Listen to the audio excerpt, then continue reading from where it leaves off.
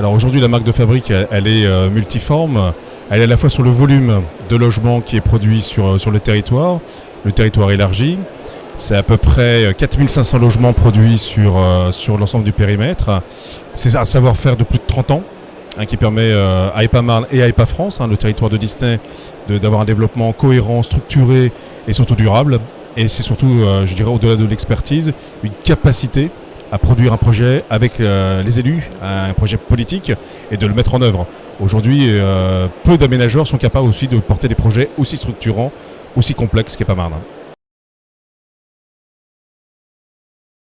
On a une partie d'EPA Marne qui fait partie du périmètre du Grand Paris, à partir de Chelles et une partie du Val de Marne, notamment Brie, Villiers-sur-Marne, Champigny, qui font partie aujourd'hui du périmètre d'EPA Marne, de Marne-la-Vallée. Et bien voilà, donc on est aussi un acteur du Grand Paris dans des domaines assez variés, puisque l'État a vendu à EPA Marne l'ancienne voie de desserte orientale, vous savez, la VDO, qui est aujourd'hui propriété d'EPA Marne, pour y lancer des projets majeurs d'urbanisation économique et de logement et d'infrastructure, surtout avec l'arrivée du métro. Nous avons pris une décision politique majeure, c'est qu'aujourd'hui, notamment sur l'écoquartier du Sycomore, par exemple, à Bussy-Saint-Georges, mais bientôt dans tout le périmètre d'EPA Marne, chaque lancement de projet, l'opérateur, le promoteur, doit s'adjoindre un cabinet spécialisé dans l'urbanisme favorable à la santé. Alors non pas simplement sur les matériaux utilisés, ça on sait très bien faire, mais surtout l'environnement. Comment favoriser les liaisons douces, comment favoriser, je dirais, l'absorption du CO2, comment avoir une forêt à proximité qui soit capable de pouvoir à la fois divertir, mais en même temps apporter des compléments de santé, comment lutter contre le bruit. Voilà, donc chaque opérateur, et c'est nouveau, c'est pas forcément facile pour eux, je le comprends, doit s'adjoindre ce type de compétences dans tous les lots lancés en concours.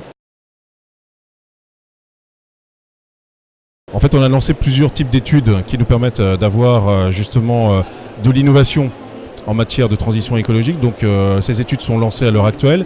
Elles sont dans tous les domaines. Elles sont effectivement sur les matériaux, sur la conception, le rôle des architectes, mais ça va aussi sur le digital.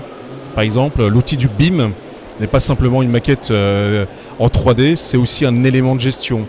C'est un choix opérationnel effectivement sur des essences d'arbres, sur des espaces verts, sur des espaces publics. Donc voilà, donc on a vraiment, je pense que l'aménageur public, souvent on a des images un peu rétrogrades ou ce genre de choses, et là on est vraiment à la pointe d'énormément de choses, notamment avec les étudiants. On a un master, EPA Marne est président d'un master, je dirais, qui est lié justement à l'urbanisation intelligente.